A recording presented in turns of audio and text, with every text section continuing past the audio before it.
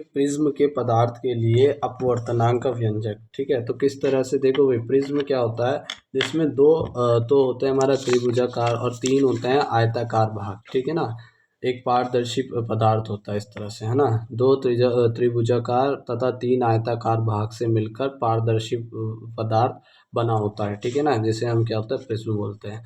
अब अपवर्तनांक की घटना देखना है ना, अपवर्तनांक हमें सिद्ध करना है, जो म्यू साइन आई बटे में साइन आर जो होता है ना, उसमें हमें आई और आर की वैल्यू चाहिए रहेगी। तो इसमें देखो क्या होता है, अपवर्तनांक की घटना किस तरह से होती है कि माना ए बी सी एक प्रिज्म है जिसके दो अपवर्तक सतहें है ना, ए बी व ए सी है, ए बी और ए सी हैं। अब यहाँ पर क्या हुआ, प्रिज्म कोण ए है ना, तथा प्रिज्म कोण ए है, ये कोण एक बना हुआ है। तो पी क्यू आपतित किरण है, जो ए बी में पड़ रही पी क्यू आपतित किरण, और उससे जो है क्यू आर ये रहा और अपवर्तित किरण है। ठीक है, और उससे एक निर्गत किरण निकली आर एस। तो ये देखो अपवर्तित हुई ना इस तरह से नीचे की तरफ। तो यही जो है हमें अपवर्तित करना है। तो पहला देखो भाई, एक तो आपतन कोण हो गया, जब हम यहाँ पर एक लंबवत खींचेंगे है ना, जो पी क्यू हमारी वहाँ पर है, तो यहाँ पर एक बनेगा आपतन कोण, और फिर उसी के अंदर जो बनेगा एक अपवर्तित जो किरण है उस पर अपवर्तन कोण बनेगा। ठीक है, अब फिर इसके बाद जो एक इधर है ना, वहाँ पर जब हम एक जो निर्गत किरण है उस पर एक अभिलंबत खींचेंगे तो वहाँ पर I2 एक निर्गत कोण बनेगा, और उसके अंदर एक अपवर्तन R2 बनेगा ना, अपवर्तन कोण R2 ए सी के उस पर। ठीक है ना, इस तरह से। अब यहाँ पर देखो भाई, हमने सबको नाम दे दिया पी क्यू है ना, और क्यू ओ, और ये मिलाया इसको है ना, एन ओ को यहाँ पर जो मिल रहा है अभिलंब, तो इस तरह से हमने नाम दे दिया। अब यहाँ पर एक विचलन कोण भी बनना है। देखो भाई, जब हम इसी आपतित किरण को आगे बढ़ा देंगे और इस निर्गत किरण को आगे बढ़ा देंगे तो यहाँ पर एक टी निर्गत विचलन कोण बनता है ना, जिसको हम इस तरह से दिखाते हैं विचलन कोण। तो ये जो विचलन कोण है जो वो क्या है हमारा यू टी एस है ना, कहाँ बन रहा है, यू टी एस पे बन रहा है। ठीक है, तो इस तरह से। अब ये जो विचलन कोण है ये बताए क्या है, ये टी क्यू आर का जो हमारा वो बहिष्कोण है। क्या है, टी क्यू आर और टी आर क्यू का क्या है, बहिष्कोण है। और ये क्या होता है, बहिष्कोण बराबर होता है ना किसके, अंदर की दोनों भुजाओं के। तो इस तरह से हम लिख सकते हैं यू टी एस बराबर किसके हुआ, T Q R plus T R Q के। ठीक है ना, तो इस तरह से हम लिख देंगे। अब यहाँ पर टी क्यू आर और क्यू क्यू और आर ये दोनों कोण कैसे निकालेंगे, तो देखो हमें पता है जब जो दो रेखाएं होती है एक दूसरे को प्रतिच्छेद करें तो आमने सामने की भुजा बराबर होती है। तो ये प्रतिच्छेद करी तो इसकी और इसकी जो भुजा है ना, इन दोनों की बराबर होगी। तो हम किस तरह से निकालें, I2 को जब हम R1 से माइनस कर देंगे तो इसकी ये वाली भुजा निकल आएगी है ना, क्यू। और जब इधर वाले को देखेंगे, जब I2 को हम माइनस कर देंगे R2 से तो हमारी आर वाली भुजा निकल आएगी। तो इस तरह से हमने लगा दिया यहाँ पर।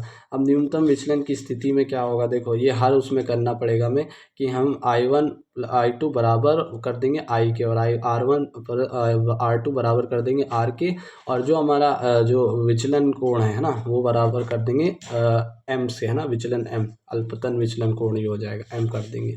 तो यहाँ पर हम क्या बना सकते हैं, विचलन M जो होगा 2I माइनस 2R हो जाएगा। तो ये एक समीकरण बन गया। अब हमें देखो हमें कहाँ पर लगाना है, हमें स्नेल के नियम से इसमें सिद्ध करना है ना कि अपवर्तनांक की घटना प्रिज्म किस तरह से होगी। तो वो होता है म्यू इक्वल टू में स्नेल का नियम साइन आई बटे में साइन आर। तो आई और आर हमें निकालना है। तो सबसे पहले हम आर निकालेंगे। आर को किस तरह निकालेंगे, हम यहाँ पर लेंगे एक आयताकार ए क्यू ओ आर। अब ए क्यू ओ आर में ए ये हो गया हमारा है ना एक कोण, फिर हमने ए क्यू ओ ले लिया। ठीक है, एक हमने ए आर ओ ले लिया, और एक हमने क्या ले लिया, क्यू ओ आर। तो इस तरह से हमने चारों कोण जो होते हैं हमारे आयताकार उसमें क्या होते हैं, बराबर होते हैं 360 डिग्री के। ठीक है ना, 360 डिग्री के बराबर होता है। तो देखो भाई ए क्यू ओ जो है ना, वो क्या निकलेगा, ए क्यू ओ हम निकाल भी चुके हैं ना शायद, नहीं नहीं, ए क्यू ओ जो है वो 90 डिग्री के बराबर होगा। देखो इस तरह से यहाँ कोण 90 बनना है। आर भी देखो ए आर ओ भी 90 डिग्री के बराबर हो जाएगा। कोण ए जो है ना, वो अभी हमें पता नहीं है। और जो हमारा क्यू ओ आर है वो कैसे निकलेगा, देखो क्यू ओ आर वो हमारा निकलेगा कोण ओ क्यू आर से, है ना। देखो ओ क्यू आर, कोण ओ क्यू आर में देखो क्या है कि हमें क्या लेना है, हमें निकालना है कोण क्यू ओ आर निकालना, तो ओ हमें चाहिए। तो कोण ओ आर क्यू में देखो पहले तो हम क्या करेंगे, R1 + R2 जो है ना, R1 + R2 plus Q O R, है ना, क्यू ओ आर मतलब इस जो हमारा त्रिभुज है वो किसके बराबर होगा, 180 डिग्री के, है ना। हमें क्या निकालना है, क्यू ओ आर निकालना है। तो हमें पता है ये R1 हो जाएगा, R2 हो जाएगा, इज इक्वल इसको कर देंगे हम क्या, क्यू ओ आर को, एंगल को 180 डिग्री माइनस R1 + R2 कर सकते हैं। तो इस तरह से हमने यहाँ पर ये रख दी वैल्यू, और ये सब जो होगी कट्टम पिट्टी होकर, है ना, तो हमारा जो आएगा 360 से 360 कट गया, तो एंगल ए जो है वो बराबर किसके आ जाएगा, R1 + R2 के आ जाएगा, ठीक है। और यानी कि हम यहाँ पे कह सकते हैं ए बराबर R1 + R2 है, ठीक है। तो यानी कि ए का तो मान निकल के आ गया, हाँ, ये मतलब कि इसको हम R1 + R2 जो है आर के बराबर है तो 2R कर सकते हैं, ठीक है। तो R इज इक्वल टू में क्या है, 1/2, यानी R का जो मान है साइन R जो हमने निकालना था 1/2 A/2 आ गया, ठीक है। अब I किस तरह से निकालेंगे, देखो भाई हमें पता है इसमें जो अभी हमने निकाला समीकरण 1 में, जो हमारा ये क्या होता है, विचलन कोण M जो बराबर 2I - 2R है। तो हम यहाँ पर क्या कर सकते हैं, 2R की जगह A लिख देंगे, तो 2I - A हो जाएगा, और I को इधर ले लेंगे तो सब उधर चलेगा, तो हो जाएगा विचलन कोण M + A/2 हो जाएगा। तो इसको यहाँ हम रख देंगे, और जब ये इसको हम अच्छे से लिख देंगे, साइन I की जगह A प्लस विचलन कोण M/2 और बटे में साइन A/2। तो इस तरह से यही क्या है, प्रिज्म का अपवर्तनांक का अभिष्ट व्यंजक है। तो ये हमारा निकल आ गया अभिष्ट व्यंजक, तो इसे हमें अच्छे से याद करना है। अब गोलीय पृष्ठ के अब हम देखेंगे यहाँ पर गोलीय पृष्ठ, ठीक है, के लिए विचलन कोण, ठीक है ना। एक उत्तल होता है, एक अवतल होता है, हमें पता है गोलीय पृष्ठ, ठीक है। अब सबसे पहले हम उत्तल लेंस के लिए देखेंगे, यानी कि हमें वही सिद्ध करना है कि जो अपवर्तनांक है वो कितना हो रहा है, ठीक है ना। अब हम देख रहे हैं गोलीय पृष्ठ के लिए, तो सबसे पहले उत्तल पृष्ठ, फिर उसके देखेंगे अवतल। तो अपवर्तन देखेंगे, ठीक है ना, किस तरह से होता है, ठीक। तो हमें यानी स्नेल के नियम से तो इस तरह से हमें निकालना है पूरा पूरा। तो यहाँ पर देखो भाई एक मुख्य अक्ष पर एक वस्तु रखी हुई है, ठीक है। देखो मानव उत्तल पृष्ठ के मुख्य अक्ष पर एक बिंदु वस्तु O रखी है जिसका आभासी प्रतिबिंब I पर प्राप्त होता है। तो जिसका आभासी प्रतिबिंब कहाँ पर प्राप्त हो रहा है, I पर, ये रहा, ठीक है ना, प्राप्त होता है। अब आपतन कोण जो है OAN वो है I, ठीक है ना, बराबर I के है। और अपवर्तन कोण जो है वो है OA जो हमारा CA कहाँ है, ये रहा CA, हाँ CAI। तो ये हमारा क्या है, अपवर्तन कोण, ये R और ये I, आपतन कोण और अपवर्तन कोण, है ना, CAI और हमारा OAN। तो इस तरह से हो गया। अब देखो भाई यहाँ पर एक और चीज़ हम देखेंगे, यहाँ पर जो एक कोण बन रहा है जो AO जो हमारा P पर बन रहा है वो है हमारा अल्फ़ा, और जो हमारा AIC पर, या हम ये कह सकते हैं AIP पर जो बन रहा है ना, AIP पर, तो उसे हम कह रहे हैं बीटा। और एक बन रहा है ACP पर या ACO पर, तो उसे हम कह रहे हैं गामा। तो ये तीन जो हमारा कोण बनने हैं, इन्हीं का काम आगे जाकर हम करेंगे जब हम यहाँ पर कोण इक्वल टू में चाप बटे में त्रिज्या रखेंगे। पहले हमें इनकी वैल्यू को I और R में सिद्ध लगाना है, ठीक है ना। अब देखो स्नेल के नियम से पता है म्यू इज इक्वल टू में क्या होता है, साइन I बटे में साइन R। तो जब मान लो अत्यंत कम मान होता है तो साइन I को हम I के बराबर लेंगे, साइन R को R के बराबर है। तो म्यू इज इक्वल I बटे में R कर देंगे, तो I इज इक्वल टू में क्या हो जाएगा, म्यू R हो जाएगा, ठीक है। इतना है, ये समीकरण 2 हमने कर दिया, ठीक है। अब समीकरण 2 में हमें I और R का पहले मान निकाल कर रखना है। तो देखो भाई हमें पता है यहाँ पर AOP में, AOC में, ठीक है, AOC में जो बहिष्कोण है वो I है, जो कि बराबर हो जाएगा अल्फ़ा प्लस गामा के, ठीक है। इसी तरह से यहाँ पर ACI, है ना, ऐसे ले सकते हैं। तो उसका बहिष्कोण क्या हो जाएगा, गामा, जो कि बराबर हो जाएगा R प्लस बीटा के। तो हमें यहाँ पर R की वैल्यू निकाल लेंगे, R इज इक्वल टू में गामा माइनस बीटा हो जाएगा, और I की वैल्यू हमने निकाल ली, I इज इक्वल टू में अल्फ़ा प्लस गामा हो जाएगा, है ना, गामा हो जाएगा। तो यहाँ पर हम रख देंगे वही चीज़। तो I की वैल्यू क्या I, alpha plus gamma is equal to में म्यू, और ये अंदर आई हमारी जो हमारी R है उसकी वैल्यू क्या आई, गामा माइनस बीटा। तो अब यहाँ पर इसको म्यू को जो मल्टीप्लाई हो जाएगा अंदर, तो mu gamma minus mu B हो जाएगा। अब यहाँ पर हम क्या लेंगे, एक जगह गामा को ले लेंगे तो अल्फ़ा और बीटा इधर आ जाएंगे, plus mu beta is equal to mu gamma minus gamma हो जाएगा। अब जब हम इसको मतलब कॉमन ले लेंगे तो गामा बाहर आ जाएगा एक, बट अंदर क्या बचेगा, म्यू माइनस वन, ठीक है ना। अब ये समीकरण 3 हो गया। अब इस समीकरण 3 में देखो हम क्या करेंगे कि कोण इज इक्वल में आता है चाप बटे में त्रिज्या होता है। तो कोण है हमारा अल्फ़ा, उसकी चाप क्या होगी AP, और उसकी त्रिज्या क्या होगी OP, ठीक है। और हमें पता है कि ध्रुव की और वस्तु की जो दूरी होती है वो होती है U, ठीक है। तो हम यहाँ पर U लिख देंगे PO की जगह, ठीक है। अभी हम ऐसे ही करते हैं। और फिर बीटा की देखो, बीटा के जब कोण और चाप क्या होगा इसका AP होगा, बीटा ये रहा, ठीक है। तो उसका AP होगा और इसकी जो दूरी होगी IP होगी। और हमें पता है जो हमारा वस्तु जहाँ पर बन रहा है ना, आप जो हमारी जो वस्तु बन रहा है आभासी प्रतिबिंब, और जो हमारा ध्रुव है उसकी जो दूरी होती है वो क्या होती है, V होती है, ठीक है, PI जो हमारी है। और उसके बाद जो गामा है ना, ये रहा गामा C पर जो है वो उसका भी चाप AP होगा, और उसकी जो दूरी है वो क्या है, CP। और पता है CP जो होती है वक्रता केंद्र से जो ध्रुव की दूरी वो R होती है। तो इस तरह से हम यहाँ पर क्या कर देंगे, इसमें अल्फ़ा बीटा गामा की वैल्यू रखेंगे, जो कि हो जाएगी AP बटे में PO प्लस म्यू AP बटे में PI और equal to mu minus one, ये जो AP बटे में PC। AP समय कॉमन है, एक ले लिया हमने, 1/PO, और इस तरह से हो गया। अब PO की वैल्यू क्या है, U है। अब माइनस में U क्यों ले रहे हैं, क्योंकि यहाँ पर जो हमारा वस्तु है ना, वो किस तरह है, लेफ्ट साइड है, ठीक है। तो लेफ्ट साइड के लिए हम क्या लेते हैं, माइनस वाला लेते हैं, और राइट के लिए प्लस लेते हैं।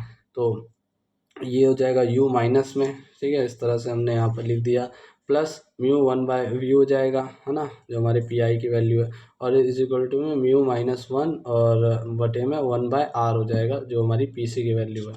अब ये अंदर आएगा तो म्यू बटे में क्या हो जाएगा, देखो जब हम इसको इधर ले लेंगे तो म्यू/V माइनस 1/U, है ना, इज इक्वल टू में म्यू माइनस 1/R। तो इस तरह से ये एक हमारा सूत्र बन चुका है, ठीक है ना, किसके लिए, उत्तल पृष्ठ पर अपवर्तन के लिए।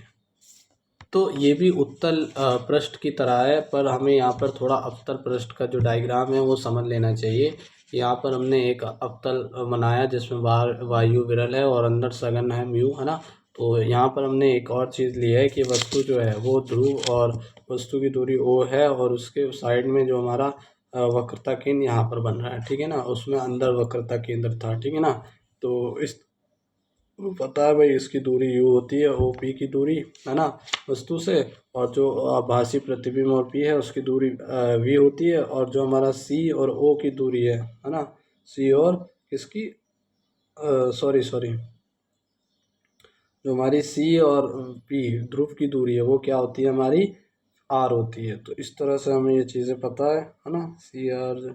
अब देखो भाई, माना एक अवतल पृष्ठ, है ना, अवतल अपवर्तन इस सतह के मुख्य अक्ष पर एक बिंदु वस्तु और मुख्य अक्ष पे एक बिंदु हो रखी है, जिसका आभासी प्रतिबिंब I पर प्राप्त होता है, जिसका आभासी प्रतिबिंब देखो I पर प्राप्त हुआ। जब ये A पर आया तो आभासी प्रतिबिंब I पर प्राप्त हो रहा है। तो आपतन कोण इसमें क्या आया, एक OAI, ये I पर बना, और एक NAQ जो हमारा है ना, ये रहा। जब हम इसको देखो भाई, जब ये सीधी नहीं गई, ये अपवर्तित होगी Q से, ठीक है ना। तो अब जब हम I जो हमारा आभासी प्रतिबिंब है ना, उसको आगे तक ले जाएंगे तो ये सीधी जानी चाहिए थी, पर ये इस तरह यहाँ पर अपवर्तित हो गए। तो इसका जो यहाँ पर बना है आभासी प्रतिबिंब बना है। और जब यहाँ पर हम एक क्या खींचते हैं, अभिलंब खींचते हैं जो हमारे वक्रता केंद्र से जा रहा है N, है ना, CN, तो यहाँ पर ये क्या बनता है, अपवर्तन कोण बनता है, ये रहा NAQ। तो ये हमारा जो बन रहा है अपवर्तन कोण, जो कि बराबर किसके है, हमारे हम कह सकते हैं IAC के, IAC। देखो दोनों हमारे अपवर्तन कोण है, ठीक है ना, क्योंकि जो दो भुजा है अगर ये क्रॉस है तो दोनों क्या होती है, बराबर होती है। तो अब यहाँ पर देखो, माना आपतित किरण अपवर्तित किरण व अभिलंब द्वारा मुख्य अक्ष से निर्मित क्रमशः अल्फा बीटा गामा है। तो यहाँ पर हमने क्या कह दिया कि जो हमारी आपतित किरण है ये O पर, I पर, C पर ना, इस तरह से हमने क्या कर दिया, अल्फा बीटा गामा कर दिया। अब स्नेल के नियम से हमें पता है म्यू साइन I बटे में क्या होता है, साइन R होता है, ठीक है ना। अब जब ये अत्यंत कम होते हैं तो I साइन I को I के बराबर कर दे, साइन R को R के बराबर कर देंगे। तो यहाँ हमने लिख दिया। और आई इज इक्वल टू में क्या हो गया, म्यू आर हो जाएगा। ठीक है, समीकरण 2 नाम दे दिया। अब हमें आई और आर की वैल्यू निकालनी है। अब बहिष कोण का इस्तेमाल करेंगे। ठीक है ना, आई की वैल्यू निकालने के लिए हम यहाँ किसका देखेंगे, यहाँ पर हम देखेंगे सबसे पहले कोण किसको, ए ओ ए में, है ना, जो हमारा कोण ए ओ सी मान लो। ठीक है, उसके अंदर जो बहिष कोण है वो कौन है, अल्फ़ा है। तो अल्फ़ा इज इक्वल टू में क्या हो जाएगा, आई प्लस गामा हो जाएगा। ठीक है, और जब हम इस आई को इधर लेंगे तो अल्फ़ा माइनस गामा हो जाएगा। तो ये हमारा एक वो आई की वैल्यू आ गई। अब हम आर के लिए किस तरह देखेंगे बहिष कोण, ए आई ओ में देखेंगे। ठीक है ना, जिसमें आई प्लस, अच्छा हमें अंदर दोनों वही लेने हैं, बीटा को, अच्छा ठीक है। तो इस तरह से हम देख सकते हैं कोण ए आई सी में, है ना, ए आई सी में, तो बीटा हमारा हो जाएगा बहिष कोण, जैसे उसमें अल्फ़ा और इसमें बीटा हो जाएगा। तो बीटा इज इक्वल टू में आर प्लस गामा हो रहा है, तो आर इज इक्वल टू में बीटा माइनस वाई गामा हो जाएगा। तो यहाँ पर अल्फ़ा और आई की और आर की हमारी वैल्यू निकल आई, तो जहाँ यहाँ हम रख देंगे आई माइनस गामा और म्यू और ब्रैकेट में बीटा माइनस गामा। अब ये म्यू का जब इससे मल्टीप्लाई बीटा बी और माइनस म्यू म्यू बीटा और माइनस म्यू गामा हो जाएगा। और इस तरह से हम एक तरफ ले लेंगे तो वाई जो गामा जो है वो कॉमन आ जाएगा और 1 माइनस म्यू हो जाएगा। तो ये समीकरण 3 है। अब हमें पता है अल्फ़ा बीटा गामा की वैल्यू निकाल, जो कोण होता है चाप बटे में त्रिज्या होता है। चाप हमारा क्या आ रहा है सब में, चाप सब में ए पी हो रहा है, ए पी, तो उसकी वैल्यू 1 रख देंगे। और सबके अलग अलग है, पी ओ है ना, हमारी ए की दूरी, और जो हमारा ए की त्रिज्या है ना, और पी आई है जो हमारी किसकी त्रिज्या है, बीटा की, और पी सी जो है हमारी वो गामा की है। तो अब पता है सबकी जो ये हो जाएगी पी ओ जो यू की हो जाएगी, है ना, और जो हमारी पी आई है ना, किसकी, आपतित कोण, और उसकी क्या होती है पी आई की वी हो जाएगी और पी सी की आर हो जाएगी। तो इस तरह से हम यहाँ पर रख देंगे और सब माइनस में रखेंगे क्योंकि लेफ़्ट साइड है। तो यहाँ पर जब हम इसमें सब अल्फ़ा बीटा गामा की रखेंगे तो हमारा जो आंसर आएगा वो आएगा म्यू बटे में V minus 1 by U is equal to में म्यू माइनस 1 बाय आर। तो जिस तरह पहले आया था वही सेम इस बार भी आया। तो ये चीज़ हम याद रख सकते हैं। ठीक है ना, सूत्र जो आया सेम आया। ठीक है, हम देखेंगे संपर्क में रखे दो पतले लेंसों की फोकस दूरी। ठीक है ना, किस तरह निकालेंगे फोकस दूरी। अब हम देखेंगे संपर्क में रखे दो पतले लेंसों की फोकस दूरी। तो इस तरह से दो फोकस लेंस रखे हुए हैं, जैसे उत्तल भी हो सकते हैं, उत्तल भी हो सकते हैं, उत्तल उत्तल भी हो सकते हैं। तो माना L1 और L2 दो लेंस हैं जिनकी फोकस दूरी क्रमशः F1 व F2 है। अब मुख्य अक्ष पर बिंदु आकार की कोई वस्तु O रखी है, ये रही, और लेंस L1 द्वारा वस्तु का प्रतिबिंब I1 पर बनता है। तो L1 के द्वारा I1 पे बन रहा है। ठीक है, ये रहा वस्तु। तो माना लेंस L1 से वस्तु दूरी U है ना, ये L1 से माना वस्तु दूरी U है, तो प्रतिबिंब I1 की दूरी V1 है, तब लेंस का सूत्र। तो जो हमारा I1 की दूरी है वो क्या है, V1 है। तो इस तरह से हम यहाँ पर लेंस का सूत्र में V1 रख देंगे, 1/F1 का, है ना, is equal to 1/V1 minus 1/U। तो लेंस सूत्र तो ये होता है। ठीक है, अब प्रतिबिंब I1 दूसरे लेंस L2 के लिए वस्तु का कार्य करती है, यानी कि प्रतिबिंब I1 है जो दूसरा लेंस L2 है उसके लिए वस्तु का कार्य करती है। वस्तु में भी क्या हो जाएगा, V आ जाएगा ना। तो ये 1/F2 के लिए क्या रख देंगे, 1/V माइनस, और ये वस्तु कार्य करे तो 1/V1 हो जाएगा। यानी कि I1 जो है वो उसके लिए काम करे तो I1 क्या है, बराबर V1 की है। तो हम यहाँ पर L2 जो I1 उसके लिए वस्तु का कार्य कर रही है, तो हम यहाँ पर V1 रख देंगे। ठीक है ना, तो अब इन दोनों को जोड़ेंगे तो I1 1/F1 plus 1/F2 is equal to 1/V1 minus 1/U plus 1/V minus 1/V1 हो जाएगा। तो 1/V1 से 1/V1 कट जाएगा माइनस में, बचेगा क्या, 1/F1 plus 1/F2 is equal to 1/V minus 1/U, जो कि किसके बराबर होता है, F के बराबर होता है। यानी संयुक्त लेंस द्वारा वस्तु O का प्रतिबिंब I पर बनता है ना। यदि संयुक्त लेंस की फोकस दूरी F हो तो यहाँ पर दोनों बराबर F कर देंगे। ठीक है ना, तो यहाँ पर हम क्या कह सकते हैं कि समीकरण 3 और 4 को ये देखो, ये होता है ना फोकस दूरी का सूत्र, तो 3 और 4 को अगर हम लिखें एक साथ तो हम ये कह सकते हैं 1/F is equal to 1/F1 plus 1/F2, और जब इन दोनों का हम एलसीएम भी लेंगे तो इस तरह से आ सकता है एफ इज इक्वल टू में, है ना, 1/f=f1 + f2/f1 तो ये हमारा क्या आया है, संपर्क में रखे दो पतले लेंसों की फोकस दूरी। तो इस तरह से अभी हमने इतना पढ़ा है।